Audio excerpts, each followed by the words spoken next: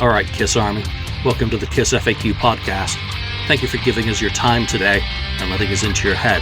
I hope we don't do any damage. This is a Kiss-related podcast by the board, for the board. We hope that you enjoy.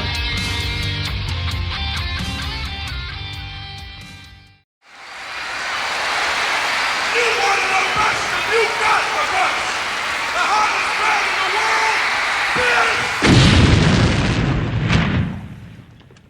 Welcome to episode 402 of the KissFAQ Podcast. I'm your host, Julian Gills, today. Got Lonnie, St. Louis Kiss. What's up? And 69th Blizzard, Ken. Hello. And Andrew Scambatti, the one and only. Yellow. A live Catman on the board, which means that we're here to talk about Kiss. Yay. Don't everyone look excited or happy. You know what's Yes! funny? I always notice Again. episode numbers, and I think years ago, like I was maybe on like Kiss FAQ number 1 or 2, or in the first 5 I was on, and I can't believe that there's 400 episodes of this. So big congrats to 402. Julian, everyone involved, and everybody watching this. So I think it's cool that it's still going on years later. Yeah, I'm thoroughly amazed and shocked. And when you look at the podcasts that are in, triple digits, like Three Sides, like Podcast, Ages of Rock, there, other Kiss podcasts that people still tune in to our shows and comment. Thank you very much. We appreciate your comments. We've been generating a lot of good comments of late. So, without you guys watching, listening, commenting, correcting, arguing, there's no show. I'd still like to get together with these guys and chat Kiss, regardless of whether we were pressing record or having a topic. And we do have a topic today, and that is why Andrew is here, because Andrew has... I've done something else, again. He's done it again. Oops. Rock and Roll Party in Tokyo, the HD edition you've got coming out on April the 2nd. But before we talk about any of that, I want to talk about the original. For people out there who may be Rock and Roll Party virgins, give them the information about the project in general and your original intent for doing all this. Well, basically, everybody knows that Kiss was anticipating on recording a live record on that first Japanese tour in '77. And for whatever reason, it was shelved after it was nearly completed. Eddie Kramer mixed and mastered it. So we'll talk about the antithesis of the actual recording a little bit later on. But there was this great live recording. And what I decided to do is I decided to take available footage from that Japanese tour using the KISSology Volume 2, KISSology Volume 1, Disc 2, Tokyo 77 show, as well as some inserts from the Young Music show and things like that, and kind of sync it up to the audio of this album and give you something to watch. Kind of a sequel to The Greatest Show on Earth, how that kind of gave you something to watch for Kiss Alive 2. I figured I'd do that for this too. So initially, this was done years ago, called the Lost Alive 2 movie.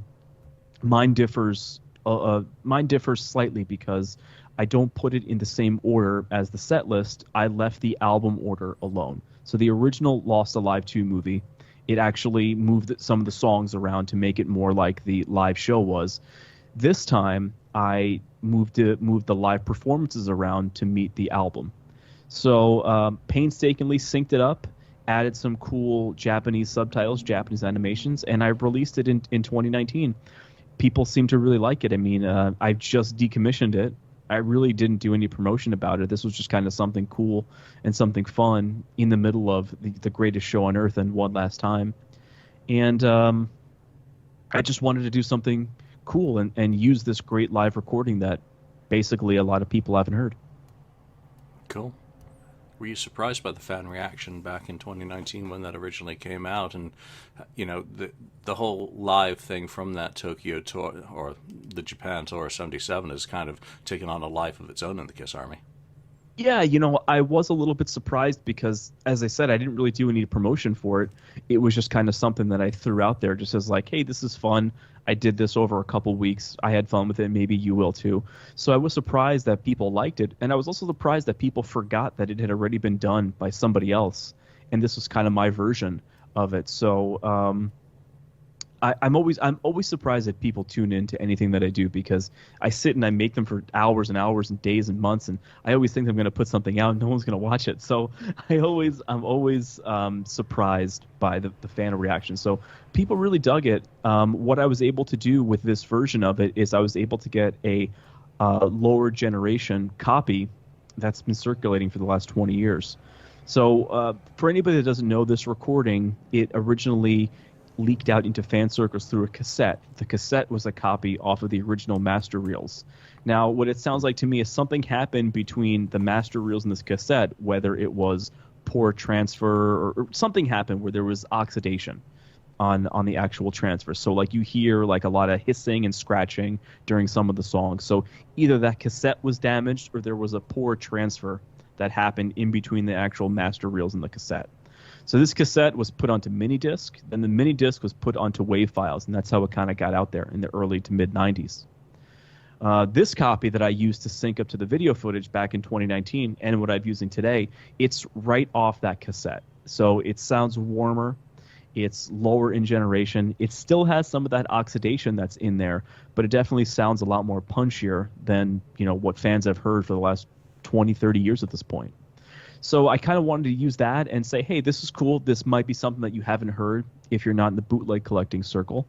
And it's 70s Kiss. What could be better? That was remastered by Anton, wasn't it? That's correct. Andy Sanford did the remaster from in 2019. Anton, I mean, he's Andy. He's always Andy to me. So Andy Sanford did that, and he's credited on this project too. Nice. All right, before I let the guys loose on some of these other questions that we've got for you today, I'll finish up with these last two questions. And this one's a little bit ego, and I know that people always get mad when we talk about ourselves and our projects, regardless of how proud we are or how much they've enjoyed them. But where does this fit in your body of work in terms of how proud of you are of it, and where does it kind of rank in what you've received in artistic validation while working on these projects? You make it sound so easy. Oh, I do an hour, a couple weeks, and I put it up there with no promotion, so you make it, you almost seem rather blasé about it. So where does it fit in against One Last Time or Greatest Show on Earth, etc.? It definitely doesn't have the grandiose as Greatest Show on Earth or One Last Time, because those are like actual narrative stories that I built over years. This is just something fun. This is just something, I consider this as like my cassette single. It still has quality work on it, but this is just something fun that's just supposed to whet people's appetite. I do have something coming out later in the year, which we'll talk about a little bit later, but this is just supposed to be something fun, something free, something maybe you haven't watched the show in a while, and this is a cool little edit for you to watch the show again. So I don't have any delusions of grandeur. I don't think everything I do is the greatest. I certainly have seen other fan films, other things that were just as good or better than what I've done. But this, I would never put this up against One Last Time or Greatest Show on Earth or Alive 96, because those had like a grand production behind them and a grand vision. This is my B-side. This is something fun. All right, guys, you're not just pretty faces. Jump in. Okay. Lonnie, that means you as well. Oh, thank you. Thanks for including me. Yeah, you talk about HD. What I don't get, I guess the original recording was HD, right? It wasn't. Or of some sort. It was standard definition. How do you upgrade that standard definition to HD? Well, and this kind of works into one of the questions that Julian sent me earlier today. I got this artificial intelligence software by Topaz Studios that basically takes your standard definition 480p video and upscales it to 2K HD. Right. So knowing that I want to use this for my next big project, I needed something I needed something that I could test it out on. I needed to be able to learn the ins and outs of the software and determine what I could do, what I couldn't do. So I looked back at my body of work, and I saw this Tokyo show, and I was like, hey, I didn't really do a whole lot with it the first time I put it out. So it would kind of be cool to spit shine it again and test out this new program, because I know I want to use this program in the future. And I can't just test out the program with like little clips and bips and bobs here and there. I need to know how it is actually going to work in my normal software and how it's going to be able to actually handle this footage. So I took the standard definition footage from Tokyo and I upscaled it, and working with the program, I go, okay, I definitely see an improvement. It wasn't just zooming in on the video and making the video as big as a high definition picture frame. It wasn't that at all. This program actually goes in and works and takes these pixels and corrects them and de-blurs them and descales them, de-lines them. It's amazing what this software can do, and it is a paid piece of software, so you pay to use it. Yeah. I was going to say, I mean, it looks pretty darn good. It's pretty amazing, actually. And why doesn't maybe then, if you ask about or we talk about KISS, converting their, KISSology series to Blu-ray or something like that, why can't they use some kind of software like you have or another one that's similar? I ask myself that question all the time. What's the name of the guy that did Lord of the Rings? What's the director? Jackson. Peter Jackson. I always forget his name. Anyway, Peter Jackson used a similar piece of software to upscale some of the Beatles footage for the Beatles Get Back that just recently came out. So it can be done. It's very labor intensive, especially if you're scanning these negatives and you're doing everything yourself. It could be labor intensive, probably expensive, and I mean, maybe KISS doesn't want to spend the money on something that they've already put out. Who knows? But it can be done, and just the quality varies. I mean, if you put shit in, you're gonna get shit out. So I chose the best thing to try this software out with, and the results, they speak for themselves. I mean, you guys saw it, so it was something. This was a test. This was a test. Lonnie, pass.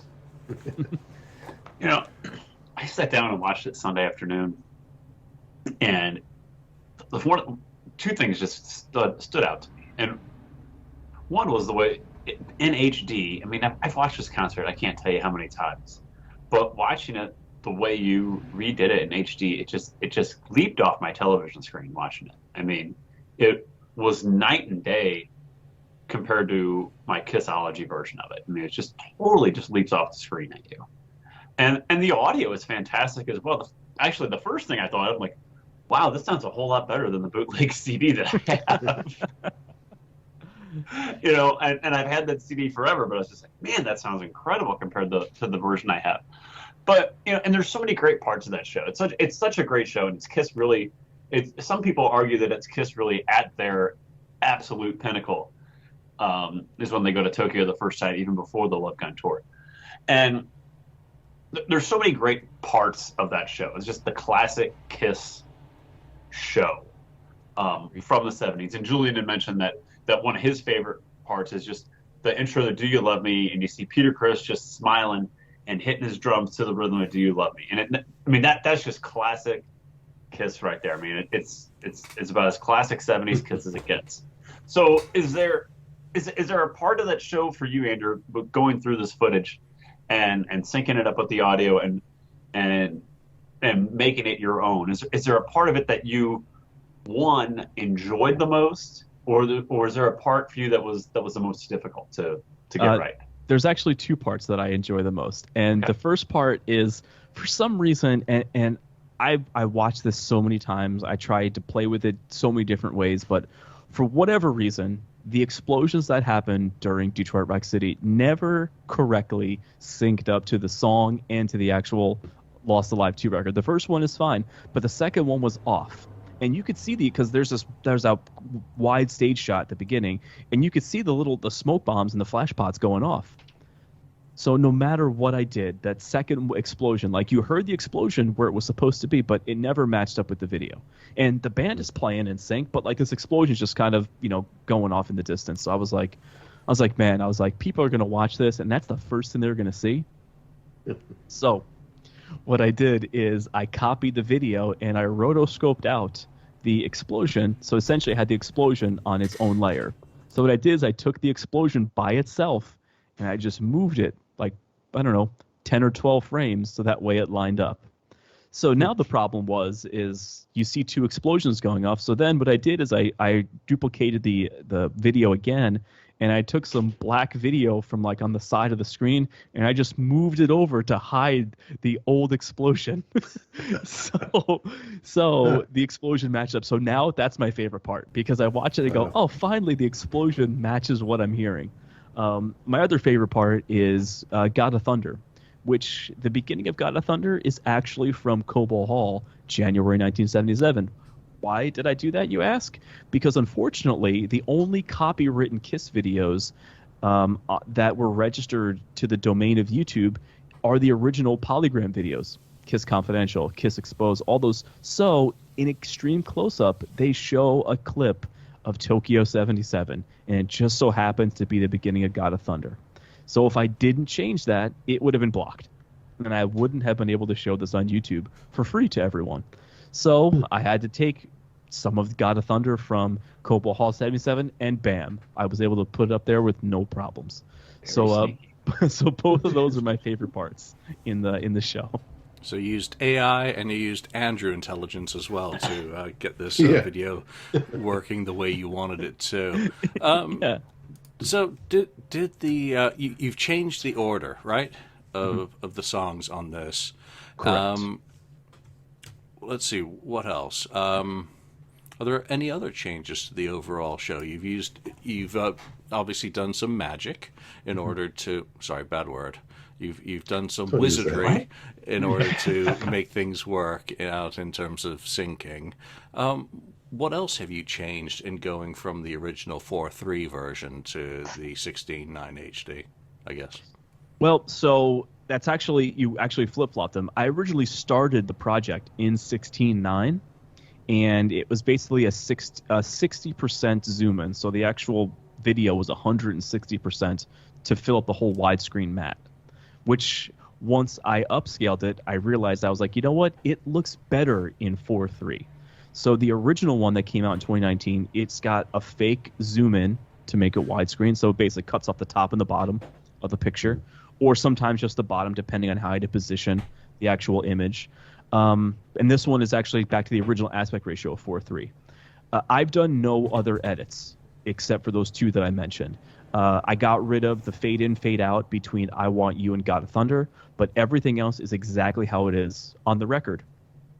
And to get it to painstakingly sync up, I would sometimes have to take individual shots and either speed them up or slow them down, or maybe if Paul messes up a word like he did in Detroit Rock City, I would just cut to a scene of the crowd.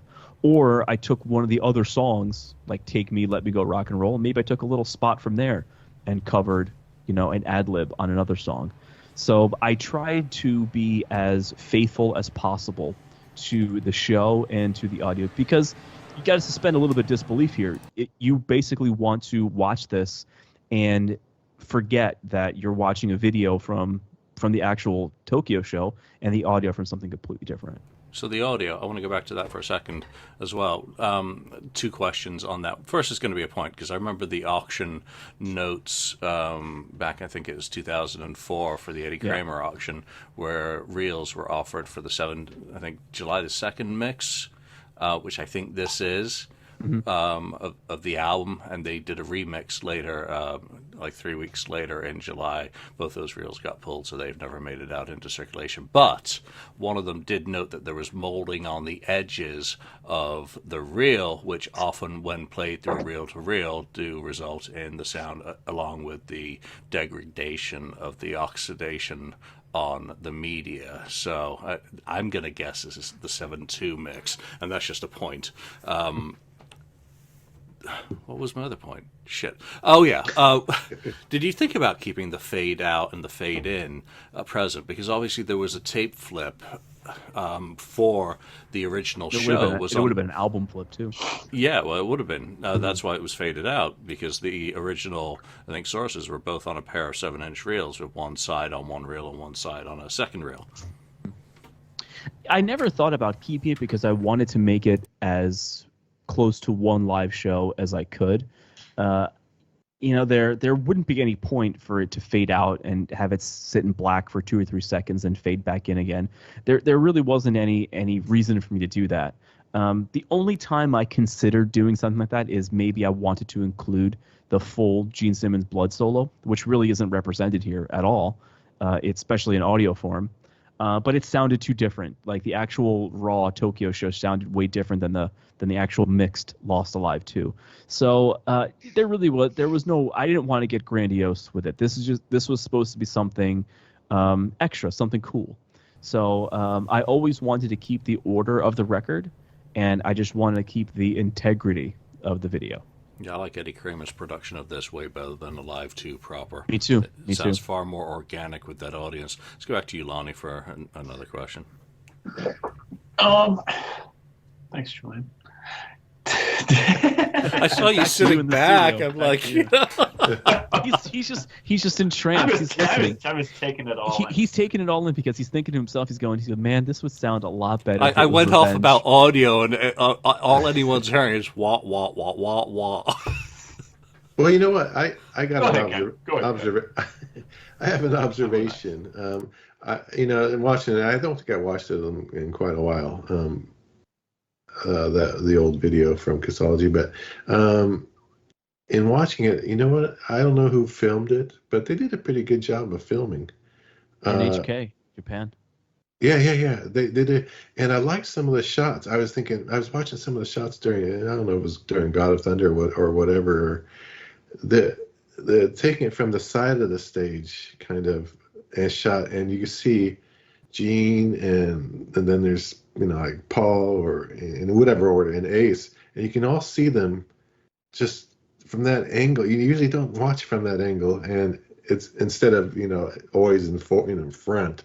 And I thought, man, that's just a great shot they did. They did a couple of really great shots during that, and I thought that was so cool. I hadn't noticed that before, and maybe it's because it's in HD. It brought it out more, clearer, because you can see in the distance whoever's in the back. Maybe it was Ace in the farthest back or other side of the stage, and that was pretty cool. And the other thing is, what would you say, Andrew, if KISS decided, or Universal, let's say, decided to include this video as part of like a Kiss Alive 2 box set? Listen, I tell people this all the time, because a lot of people, they ask, why haven't I been stopped, or how can I do this, and all this and that. We won't get any of that crap. How can you do this? But I've said, yeah, but this is my business card. This is my resume. I mean, when you guys were looking for jobs, in the early 90s, I just remember my mother would always buy all of this special kind of resume paper where it was like, with like, I don't know, it felt like almost like poster board, or it had like a certain feel to it. So you would want to dress up your resume to look the best, or maybe you want to get a color business card. So that's what this is for me. This is me saying, this is what I can do. This is what I would like to do. And I hope that if KISSCO ever sees this, I'm really cheap, and they could just maximize the profit margin on that. But I would be jazzed if they took inspiration from this. I mean, we've talked previously about them possibly taking inspiration off other things that I've done, which is cool. But it would be cool if they says, hey, we saw you did this. Either they want the master files from me, or they're just going to do it themselves and say they did it and forget about little old me. But it would be cool if they could, if it still exists, it would be cool if they could take the non-damaged reel and properly sync it. And just remember, too, the Lost Alive 2, because we're not sure of any studio overdubs at this point, which I'm sure there may or may not have been. They have both of those shows, the 3 p.m. and 7 p.m. show. So why not just sync the actual video to the actual pieces of audio and make it a cool project? Yeah. They own it. They own it all. I was thinking the same thing that Ken had asked. It is such a talk about show among fan circles of these first shows in Japan, and it's actually amazing to this day and maybe it doesn't exist the way they would want to release it. That it's amazing to this day that with everything else that they've put out, that they've never put out an official version of what was going to be Alive 2. That they've never really completed that project. And like you guys said, it was close to being completed before it was shelved. And it is amazing that nothing has ever really surfaced. So maybe I guess one way it could come out would be in some kind of Alive 2 box set as like a separate disc, or and then you could talk about in the book that this was gonna be Alive 2 type. Yeah, that would be cool. It would be cool to keep this. It would be cool to remaster those 15 songs from Alive 2. It would be cool to include alternate mixes and demos of the studio tracks, and then maybe in another disc include other live recordings that were worked up for Alive 2 that never made it on Alive 2. Maybe our Take Me's and Hooligans, things like that. Mm-hmm. Yeah. I disagree, guys. Oh, it should not. I don't think Rock and Roll Party in Tokyo should be combined with Rock and Roll Over if that ever gets the deluxe edition.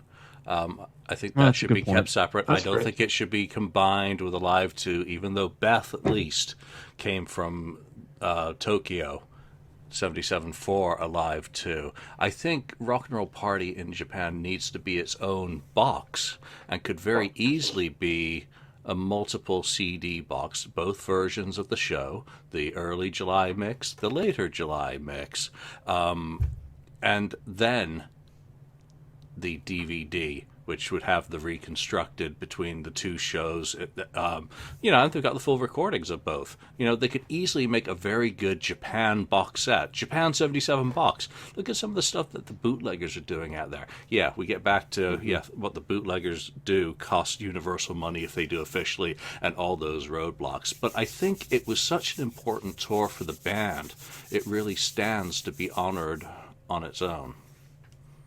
I agree. That could be something really cool. Disc 1 is the early mix, Disc 2 is the later mix, Disc 3 is the DVD, and then Disc 4 and 5 are the complete shows. Actually, you know what? They should do what Cheap Trick did with the Cheap Trick at Budokan box set. Because what they did is they released the full record, then they released one of the shows, because I think they recorded 3 or 4 shows at the Budokan in Tokyo for Cheap Trick at Budokan. And then they released the concert on DVD. Kiss could do the same thing. Yep. The same thing. And but I think unfortunately they missed the boat on this one because the physical media craze is gone. Those KISSology DVDs or other DVDs and other packages, other box sets that were released in the early 2000s sold like gangbusters. You would go to Best Buy and all these stores and they would stock them and they would sell them. Imagine if this was worked into that Kiss Alive box that came out in 2006. I mean, that was cool. It was stuff It was stuff that we had already had. Aside from the Millennium Concert. That was official Alive releases. So I think it would have stuck out like a sore thumb. Save it for a record store day or an off the soundboard. Oh, yeah. Record store day. These were made to be a single LP, 2 sides, so a double one for an off the soundboard Rock and Roll Party in Japan, as a vinyl component, and leave the grand box that we've kind of detailed separate. I think there's still an asset to be leveraged there, especially at the premium price point that the off the soundboards are going. So you have one LP, the early mix in white vinyl, and then the late July mix in red vinyl. The colors of the Japanese flag. And that. Keep the packaging the same. That would make sense to me as a way to use both of those and leverage physical. Or even because we know they celebrate Record Store Day more than once a year. Even early Record Store Day release one mix, late Record Store Day release another mix, and get our money twice. Yeah. Here's Kiss releasing the same shit in the same year. The fans would have a riot. I want to ask Lonnie a question because we talked about my favorite moment, Peter Criss drumming the intro. That gets me every time I watch this. And then Ken, I'm going to come to you on the same thing before going back to Andrew for more questions. But did you guys have a favorite moment that really jumped out at you when you watched this? The end. I love the intro back then of the band coming down off those 70s risers, and then as they're playing Detroit Rock City. There's Ace still up on the stairs. That's such a classic look. I love you never because. And that's something like I wanted on the reunion tour, but you didn't have the stairs. You didn't have that look of like Ace still up on the stairs while Gene and Paul are down on the main stage. I love that image. That's one of my favorite parts of that show, and it's very unique at the time. It was something that was never replicated later on. Even on the farewell tour, when they kind of incorporated some stairs back in to make it look more of like a classic '70s stage, you never really got that classic look of Aces up here and Gene and Paul are down here. I love that of the '70s, and that the show really like term showcases that very well. And I don't know. I've always, for some reason, that may not resonate with a lot of people, but that really just hits home with me as far as the '70s look goes. Nice. Ken, what about you? Yeah, I mean, yeah, like Lonnie said at the beginning and so on, but I like the whole thing. I mean, the whole show is really good.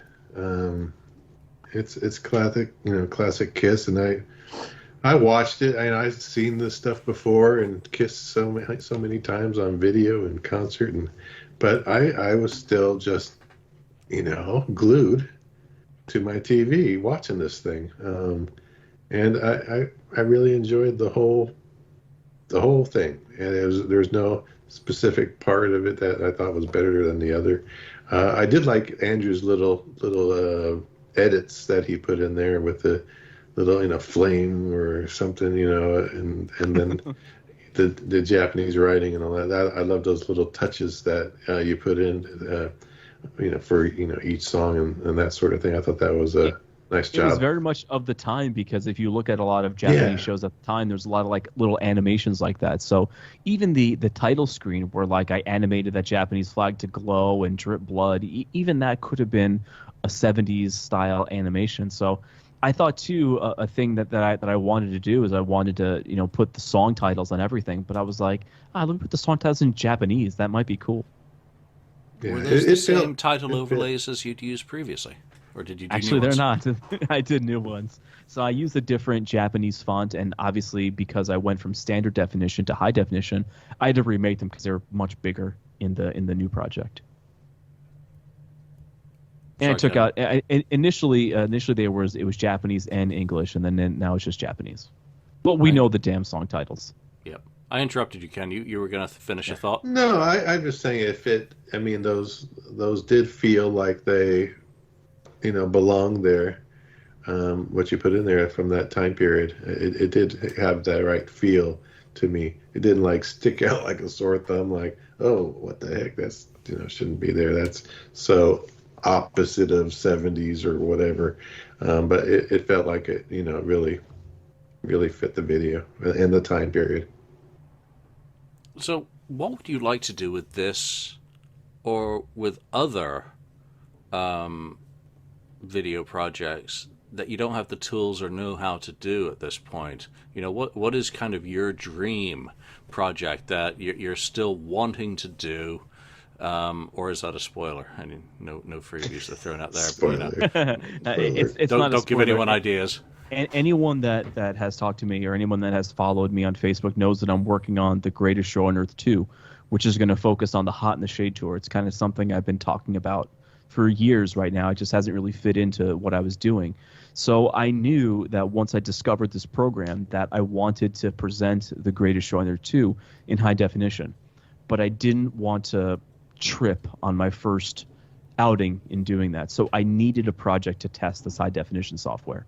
And that's what this Tokyo project is. So I'm still working on The Greatest Show on Earth 2. I mean, Julian got a work print of it yesterday, or was it today? It was today. He got a work print of it, so it is done, and it's coming very, very soon.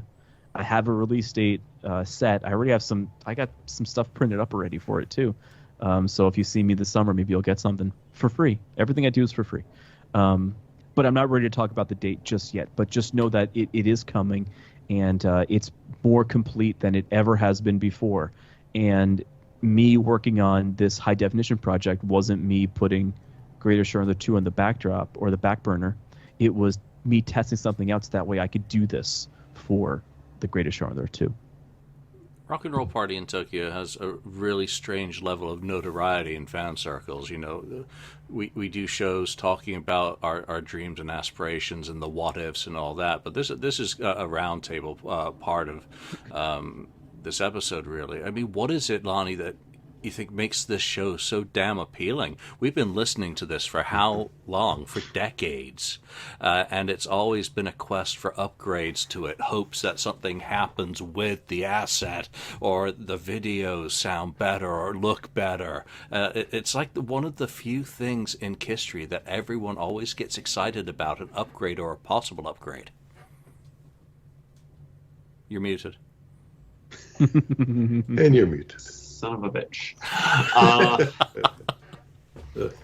It really is. It is one of those topics that, you know, if you sit around with your KISS friends or you're at a KISS expo, eventually this show gets brought. This show in this time period gets brought up, and like Julian said, you know, it comes back to a what if. Well, what if that was a live too? You know, what would have happened from there?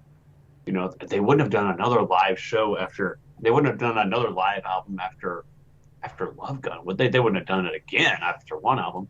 And it always goes back to that. But it is such an intriguing show. I think people are just intrigued by the mystique of KISS going to Japan for the first time.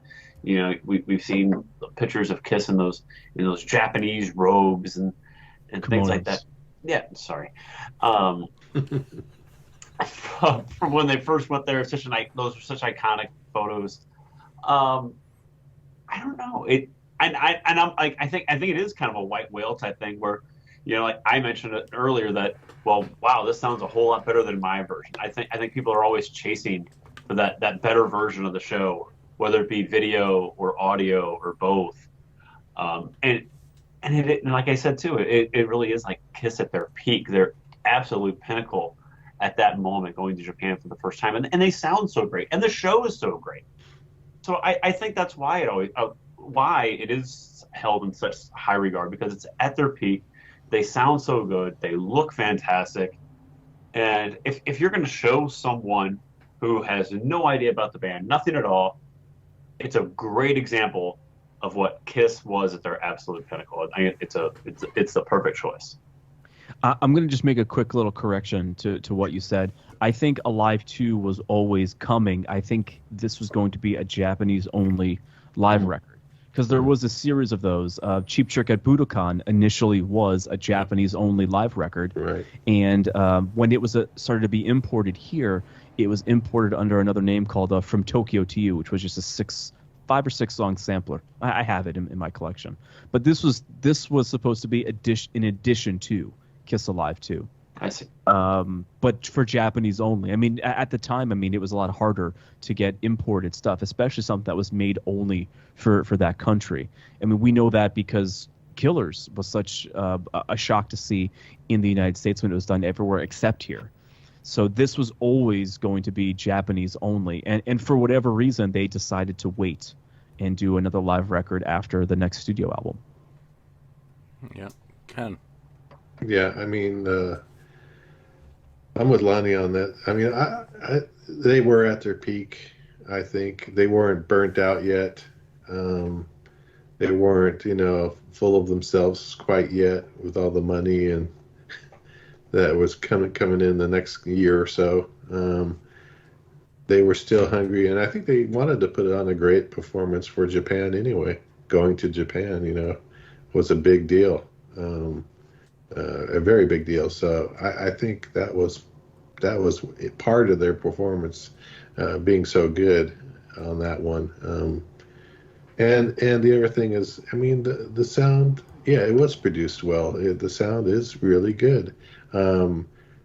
Yeah, I'm used to, of course, Alive too, but that was highly edited and the crowd noise was really, really, high in that one. So I would have loved to have had that out, the Japanese release in addition to Alive 2, I guess, in a way. But the other thing is, I was wondering if, Andrew, might also want in the future work on the Dubai concert and put in some add the audience into the and edit and get this guy out. Put in the audience and some audience cheering for that one. But anyway. Yeah. As soon as that concert comes out in July of 2025, You're optimistic. The way it's You're going. very optimistic. Man, I tell you something. I can't wait to wear my Kiss 2020 hat goodbye in 2023. No shit. I mean, come on. So true. The jokes You're more just write optimistic than themselves. Ken usually is. Yeah, and even if they were going to do the vinyl now, I mean, think of how long it would take to get that pressed with current challenges. Yeah. And they still haven't gotten approvals, which Could be a is flexi disc. Flexi discs. It just boggles. I need to tune into today's episode of Three Sides, where apparently they go off on many of the recent failings, including that, and how the wheels on the bus seem to have fallen off, while the bus is still creaking forward in motion. It's it's going to be a weird thing with Rock and Roll Party in Tokyo if it ever does get released to hear it without the oxidization. Because even though, there have been some fan remasters, and there was another remaster after Anton's efforts that can use that as the base, I think. I don't remember the details on it. That the person involved in that had gone all out to try and remove as much oxidization through whatever means.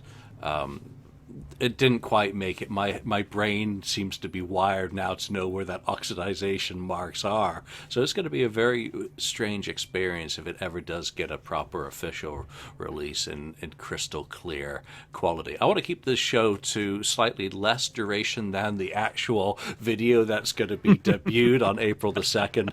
So where will people be able to watch? And give me the full proper title, because I call it what I want. But let's hear what the artist says. The actual title is A Rock and Roll Party in Tokyo with Kiss. And I decided to add the with Kiss because you got to have Kiss in the title. You'll be able to see it on my YouTube channel starting April the 2nd. Why April the 2nd? Because that's the 45th anniversary of the shows at Tokyo, April 2nd, 1977. So tune in to YouTube at 5 p.m. Eastern Standard Time on April the 2nd. I'll be there in the live chat with you guys, with you psychos, talking about the show and about things you like, things you don't like, and, remind you that The Greatest Show on Earth 2 is coming this summer. So it's going to be an exciting year, and hopefully people enjoy some of this stuff that I really love doing. Awesome. You going to Creatures Fest? I am working for Mr. Peter Criss at Creatures Fest. So, nice. Come by if you were able to get tickets to Peter's meet and greet. You can come by and wave hello. But I'll be there with Peter. Very nice. Cool. Very cool. All right. Unless any of you have any final questions for Andrew, I think we can call that an episode. Do support the art. It's free.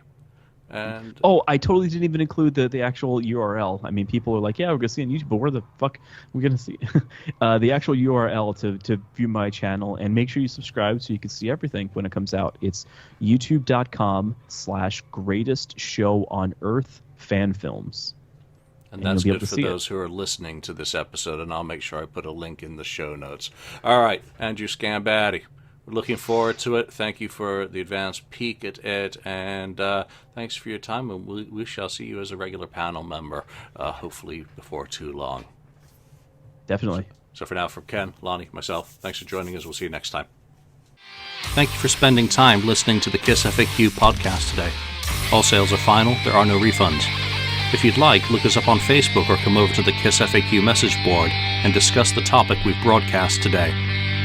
Don't forget to rate us on iTunes, Spreaker, or wherever you've listened to the show. We hope you'll join us again.